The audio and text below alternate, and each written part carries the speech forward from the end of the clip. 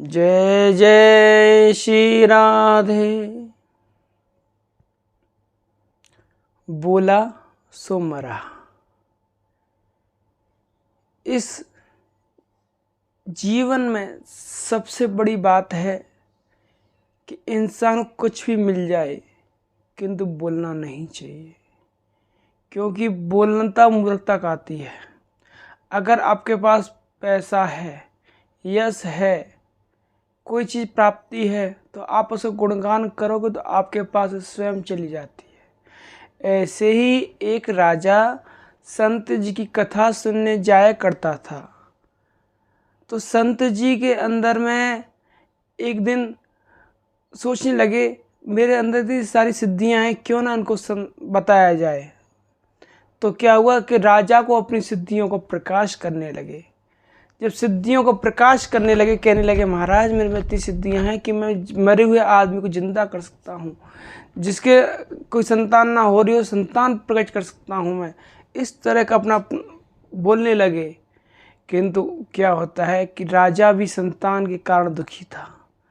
राजा भी बड़ा खुश हुआ, महाराज मैं उसी दिन का इंतजार था, आज मेरी इच्छा पूरी हुई। प्रभु आपके अंदर इतनी सारी सिद्धियां हैं, तो क्यों ना अपने भक्त की मनोकामना पूर्ण करें। बोले, मैं तो आपका शिष्य हूँ और गुरु का फर्ज है कि शिष्य को प्रसन्न करना। हे गुरुदेव मेरी लज्जा रखो, मेरे घर में कोई संतान नहीं है, मुझे संतान दो। संत ने कहा कि बेटा देख, संतान में कोई सुख नहीं है। बोले, महाराज सुख हो या नहीं हो, सुख मुझे संतान एक बार तो, क्योंकि कहा जाता है कि जिस गृहस्थी में अगर कोई एक पुत्र ना हो तो कहते हैं मरने के बाद कौन उसको पानी भरेगा, कौन उसकी खोपड़ी फोड़ेगा, कौन उसकी कपाल क्रिया करेगा, कई चीज़ होती हैं। और कहते हैं जिस घर में एक लड़का ना हो परिवार में, तो उसका आगे वंश खत्म हो जाता है। तो ऐसे राजा सोच रहा था, वही संत जी से कहने लगा, महाराज मेरी इच्छा पूरी करो। संत जी ने कही, अब क्या करें। संत जी ने खुद तो बताया, अब ना बताते तो बढ़िया थे, चल रहे थे अच्छा खासा, किंतु बता दिया तो अब करना पड़ेगा। संत जी ने कहा, ठीक है बेटा जा, तेरे घर में पुत्र होगा। किंतु क्या होता है, कुछ दिन बाद राजा की पत्नी गर्भवती हुई। संत जी ने कुछ दिन बाद अपने शरीर को छोड़ दिया और उसके घर में बालक हुआ है। राजा के घर में बड़ी प्रसन्नता हुई। राजा ने बड़े खुशी से लोगों को दान दक्षिणा करी, सब कुछ यज्ञ किया, हवन किया, सब कुछ हुआ। इधर में जब सब कुछ हुआ तो लोग बड़े प्रसन्न थे, क्योंकि राजा के घर में जिसमें कोई संतान नहीं दिया, संतान हो गई। कई वर्षों बाद संतान हुई। किंतु आगे चल के बच्चा 1 साल का हो गया, 2 साल का हो गया, 3 साल का हो गया, बच्चा कुछ बोलता नहीं। ऐसे ही करते करते 5-7 साल का हो गया, बच्चा कुछ बोल नहीं रहा था। राजा बड़ा परेशान। एक दिन जो है उस बालक को लेकर राजा शिकार खेलने के लिए जंगल में गया। संग में मंत्री भी थे। जब मंत्री गए हुए, सब कुछ संग में गए हुए, तो मंत्री के संग में राजपुत्र था राजा का, और राजा अपने आगे रथ में थे। वहीं एक हिरन बोल गया। जैसे हिरन ने आवाज़ लगाई, जैसे राजा ने तीर छोड़ा, तो तुरंत बालक के मुख से निकला, बोला सो मरा। जब मंत्री ने ये बात सुनी तो मंत्री ने कहा, महाराज आज तो आपके घर में बड़ा अजब हो गया। बोले, क्या हो गया। बोले, आपका पुत्र बोल गया।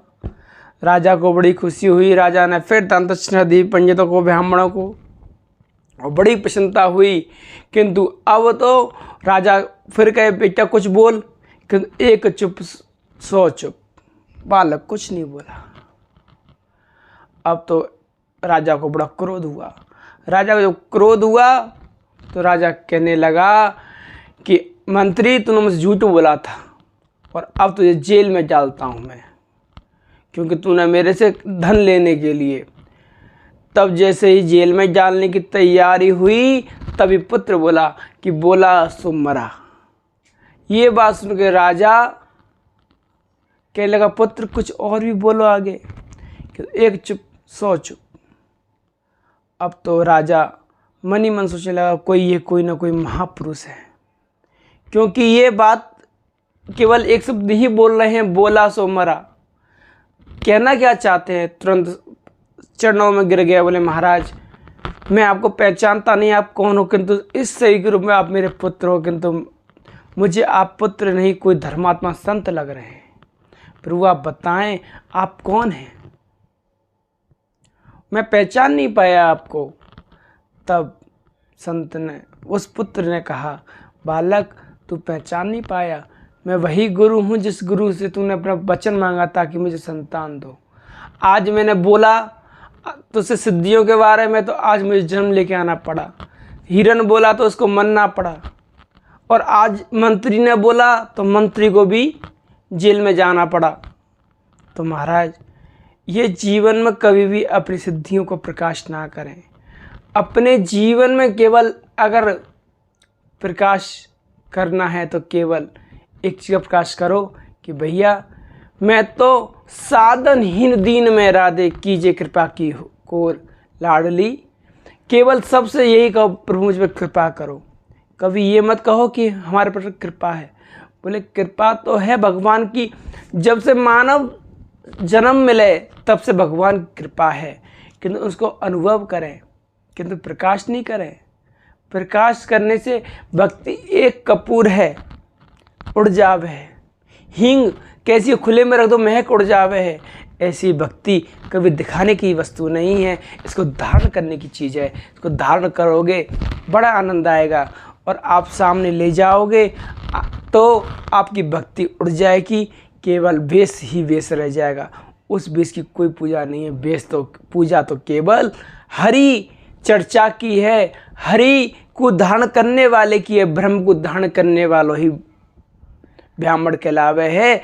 ऐसी हम लोगों की एक ही प्रार्थना है कि भक्ति को धारण करें, अपने जीवन को कल्याण करें। यही वास्तविकता है। जय जय श्री राधे।